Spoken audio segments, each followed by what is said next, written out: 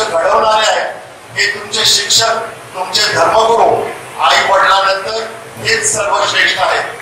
त्यांच्या सानिध्यात ज्यावेळी तुम्ही बसता त्यावेळी तुम्हाला त्यांच्याबद्दल आदर असला पाहिजे. शांत मनाने तुम्ही गीताचं पठण करून गीता श्लोकांचं पठण करून करताय, त्याच्यात काय मांडलेलं आहे हे तरी कळतंय की नुसतं पठण करून तुम्ही आलेला हे समजून घ्या की गीतामध्ये धर्म शिकवलंय, कर्तव्य शिकवलंय, ज्ञान शिकवलंय आणि संस्कार शिकवलंय. आणि त्या सगळ्या गोष्टीसाठी आपल्या जीवनात सद्गुरूची आवश्यकता आहे, परमेश्वराची आवश्यकता आहे, अशा गुरुजनांची आवश्यकता आहे. या सगळ्यांच्या सानिध्यात राहिल्यानंतर मग तुमचं आयुष्याचं घडण घडतं. हे जर तिथं तुम्ही 2 मिनिटं 10 मिनिटं 15 मिनिटं जर शांत बसू शकलं नाही तर तुमच्या जीवनात तुम्ही मोठं होऊ शकणार नाही. कारण ही जी स्पंदनं इथं फिरताय, तुम्हाला इथं गगनगिरी आश्रममध्ये बोलवण्याचा कार्यक्रम भाग काय आहे? गीता ही स्पर्धा एक निमित्त आहे, पण तुमच्या जीवनात या आशीर्वादाचा, गगनगिरी महाराजांच्या मोठ्या तपस्वी, परमेश्वर स्वरूपी, योगी स्वरूपाचा आशीर्वाद तुमच्या जीवनात तुम्हाला शिकायचा प्रयत्न केला पाहिजे.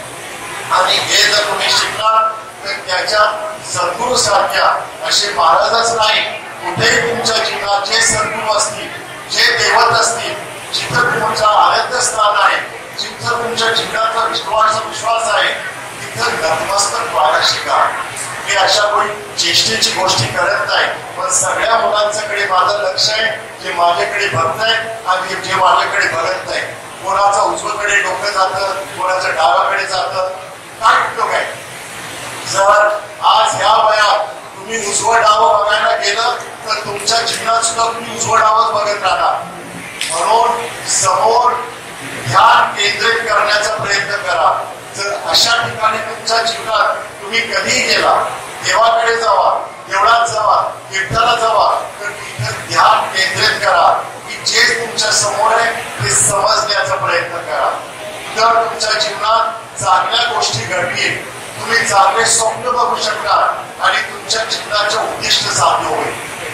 हे वय इतका नाजूक आहे.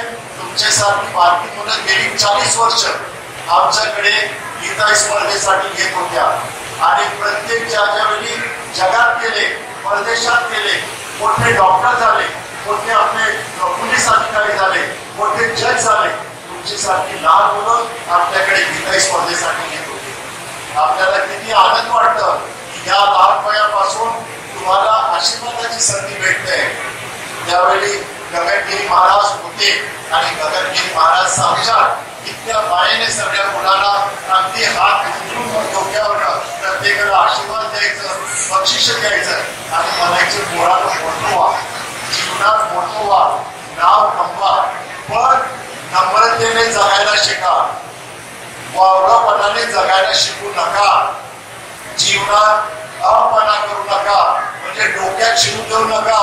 बारक्या तिथं मला लक्ष आहे, तिथं बरी पोरगा बसलाय, मागं तिथं काय तुम्हाला भेटणार नाही. ही वेळ निघून गेली की तुमची वेळ पुन्हा येत नाही. जर गगनगिरी महाराज म्हणत होते संधी जीवनात सोडू नका, जी संधी तुम्हाला ज्ञान मिळवण्याची येत आहे, 90 वयाच्या त्याच्या दरम्यान सुद्धा महाराज म्हणायचं आजही मला कळत नाही, आजही मला ज्ञान घेण्याची वृत्ती आहे, मला शिकायची इच्छा आहे. म्हणून तुम्ही जीवनात किती मोठे झाला, चांगलं शिक्षण घेतलं, चांगले पदाधिकारी झालं, तर नेहमी तुमच्या मनात असलं पाहिजे की मला आणि काय शिकलं पाहिजे, मला ज्ञान कमवलं पाहिजे. हे महाराज 90व्या वयाला सुद्धा आमचं म्हणायचं की मला आज सुद्धा शिकायचं आहे. या अशा चांगल्या गोष्टी आपल्या सद्गुरूच्या ठिकाणी, आई वडिलांच्या ठिकाणी, या गुरुजनांच्या ठिकाणी आपण शिकलं पाहिजे. काय त्याला स्वार्थ आहे तुम्हाला शिकवण्याचा? काय त्याला स्वार्थ की तुम्ही शिक्षण घेणार, त्याला तुम्ही काय लाडू पेढे आणून देणार आहे का 25 वर्षाने? काय त्याला बक्षीस देणार आहे का? आपण 10वी पास केलं की निघून जातं, आपण 10वी पास केलं की निघून जाणार, 12वी पास केलं की निघून जाणार.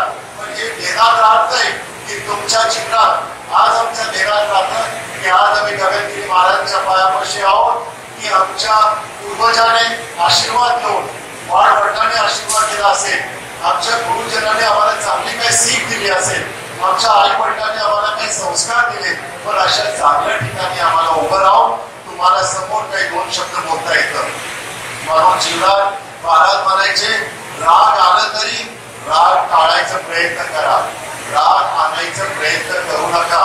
जेवढा वेळ तुमच्या मनात राग येईल, दुसऱ्या मित्र मैत्रिणीवर तुम्हाला आपला तिरस्कार होईल, तेपर्यंत तेवढं ज्ञान तुमच्या डोक्यात निघून जाणार. जर तुमच्या मनात अहंकार आलं तरी त्यावेळी आपला तेवढा काळ तुमच्या डोक्यातलं ज्ञान निघून जाणार. जर तुम्ही आपला द्वेष केलं, हे मित्र चांगलं नाही, ते मैत्रीण चांगली नाही, तर त्याही केलं ज्ञान निघून जाणार. आणि दुसऱ्याला मदत करताना महाराज नेहमी म्हणायचं, जर ज्या वेळी तुमच्या जीवनात दुसऱ्याला मदत करायची वेळ जर आली तर नक्की ती वेळ सोडू नका, कारण ती वेळ तुमच्या जीवनात येणार नाही. आणि जे कर्म तुम्ही आज करणार, चांगलं करणार, शिक्षणामध्ये मदत करणार, वस्तुरूपात मदत करणार, तुमचं टिफन शेअर करणार, तुम्ही काहीतरी दोन गोष्टी चांगलं बैठकीत आपलं बोलणार, वावड्या गोष्टी बोलण्यापेक्षा तुमच्या जीवनात जर तुम्ही चांगल्या सत्संग करत बसला, चांगल्या सत्संग म्हणजे देवाचं भजन नुसतं नाही, चांगल्या सत्संग म्हणजे भजन नुसतं देवाचं नाही, नुसतं नामस्मरण नाही, हे तुम्ही मोठं झाल्यानंतर सुद्धा करू शकता. पण सत्संग कशाला म्हणतात, की तुम्ही तुमच्या चांगल्या जीवनाच्या गोष्टी एकमेकाबरोबर शेअर करून करणार. त्या सगळ्या गोष्टी आपल्याला जीवनात देण्यात ठेवलं पाहिजे.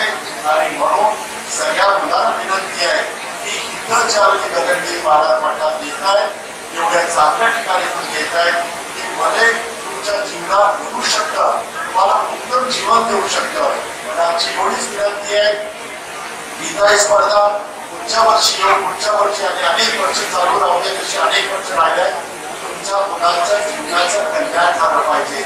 महाराज काय म्हणायचं, गावातली माझी शाळेतली लेकरं जर माझ्या जन्मी आले तर माझी इच्छा आहे की सगळे मोठे साहेब होतील, मोठे अधिकारी होतील, मोठे संशोधक होतील, चंद्रायनमध्ये जातील. अशा महाराजांची इच्छा तुमच्याबद्दल, तुमच्या गुरुजनाबद्दल म्हणजे किती महाराजांचा सखोल विचार होतं. पण आज या गेटमध्ये येताना तुम्ही विचार केला पाहिजे की एवढ्या विशाल क्रांतिकारी ज्योत, जे ज्ञानाची ज्योत आहे, जे अध्यात्माची ज्योत आहे, याच्याकडे जाताना आपण काय अपेक्षा केलं पाहिजे, एक विशाल आशीर्वाद. जीवनात कुठल्याही गोष्टी गीतामध्ये तर म्हटलेलंच आहे की आपला कर्तव्य करा, चांगले कर्तव्य, चांगले कर्म करा आणि सोडून द्या, परत कोणाकडे अपेक्षा करू नका.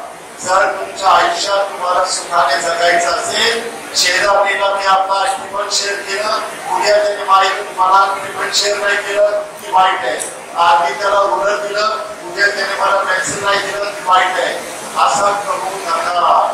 ज्यावेळी परमेश्वराने तुम्हाला काही गोष्टी दिलेल्या ते चांगल्या भावनेने दुसऱ्याशी शेअर करायचा प्रयत्न करा. आणि असं वस्तुरूप आहे, ज्ञान रूप आहे, अनुभव रूप आहे, तरच तुमच्या आयुष्याची आपली मोठी आपली चेक तुम्ही घेऊ शकणार आणि तुमचे स्वप्न साकार होतील. म्हणून तुम्हाला धन्यवाद देतो. बोलायला भरपूर बोलू शकतो, पण आमची हीच इच्छा असते तुम्ही शांतपणाने असं 2 मिनिटं बसलं, 2 मिनिटं असंच. प्रत्येक मुलाला विनंती आहे की महाराज समोर बसलेले आहेत, आम्ही सगळे मानव आहोत, पण 2 मिनिटं नुसतं आपल्या डोळे मिळणार असा आपला शांत डोळे उठून आपला ज्योतीचा विचार करायचं की विराम संघामध्ये तुम्ही आपला डोळे उठायचं, डोळे सगळ्यांना कोणाने मिटायचं आणि महाराजांचं ज्ञान करायचं, एवढंच. हे जे तुम्ही आता केलं, सगळ्यांनी आपल्या घरात जे आम्ही लहानपणापासून शिकलोय, सगळ्यांनी आपल्या घरात सकाळी 2 मिनिटं आपला व्यवहार असेल, देवघर असेल, कोणी नसेल तर आई वडील असेल, त्यांच्या समोर 2 मिनिटं शांत असं बसा, त्यांची चांगली स्पंदना घ्या आणि दिवसाची तुमची सुरुवात करा. मी महाराजांकडे जोडलेले आहे, जे गणपतीकडे जोडलेले आहे, जे देवीकडे जोडलेले आहे, जे नवरात्राकडे जोडलेलं आहे, जे दत्तात्रयाकडे जोडलेलं आहे, जे आंबेडकरकडे जोडलेलं आहे, जे अल्लाकडे जोडलेलं आहे, ते सगळ्यांकडे लक्ष ठेवून 2 मिनिटं असं बसलं की सकाळचं तुमच्या जीवनात प्रार्थना होते. आणि प्रार्थना काय, आम्ही महाराजांना काय प्रार्थना करतो, महाराज तुमच्या आशीर्वादाने आम्हाला चुकू देऊ नका. तुमची इच्छा असेल तशा तऱ्हेने आम्हाला जीवन जगू द्या. महाराज काय आम्हाला चुकू देऊ नका, चांगली सद्बुद्धी द्या, आम्हाला तुमच्या इच्छेने जगू द्या. हे तुम्ही तुमच्या प्रत्येकाने आपल्या घरात केलं तर तुमचं आयुष्याचा कल्याण होईल.